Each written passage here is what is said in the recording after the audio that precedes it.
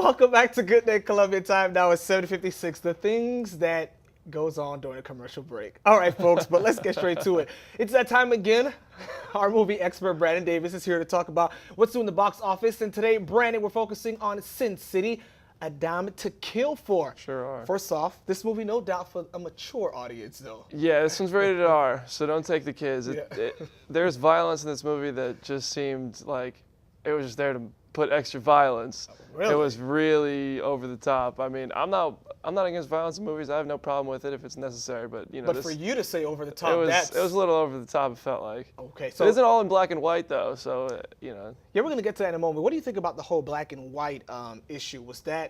Does that help the movie enhance it a little bit, or should it have been some color? Well, they use it to their advantage. They use the style, and they really excel with that style. You could tell that Frank Miller and everyone else who worked on it has gotten good with. They know how to make it work. And when at Comic-Con, actually, they had this panel was there, and Josh Brolin talked about when he first got the role, and you can tell how many special effects there are by his comment where he said he was looking forward to working with Mickey Rourke, and that most of the movie is a Josh Brolin and Mickey Rourke storyline, but he said that he didn't even get to meet him for the majority of the filming because it's all green screen and they don't even film it together. Wow. Did it give you a sense, when I was watching the trailer, here it is for you all, kind of gave me the sense of Spirit almost, in a sense, that old movie. I just guess because the way it looks, though. But so what's the premise of this overall? Well, there's a couple different storylines that go on, and while you're waiting for them to connect, if you watch the first Sin City, you realize they're not going to connect, which kind of makes me wonder why not just make a TV show. Okay, got it. There's a couple different ones. I don't want to give anything away, but it's multiple storylines with different characters. It's got a great cast, though. That really, they worked well together, but they weren't really together, as I learned. But they shot it separately. So yeah. Jessica Alba, pretty interesting. I know she was on the first one, but here you think of Fantastic Four, her kind of like family-oriented movies, and she's in this one. Yes, she plays a different character than we're used to her seeing. She gets to unleash her dark side a little bit, I'd say. Right. For sure. I think everyone in this movie unleashes some weird dark side we've never seen from most of them before. Mickey Rourke was awesome, though.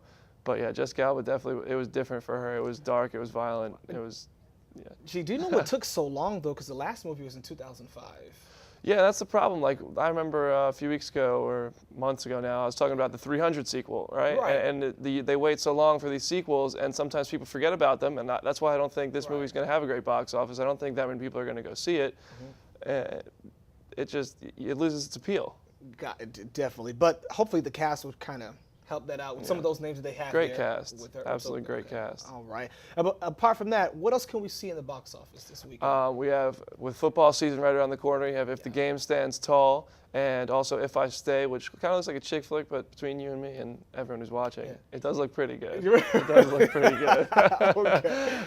All right, definitely, especially for football season. I like that.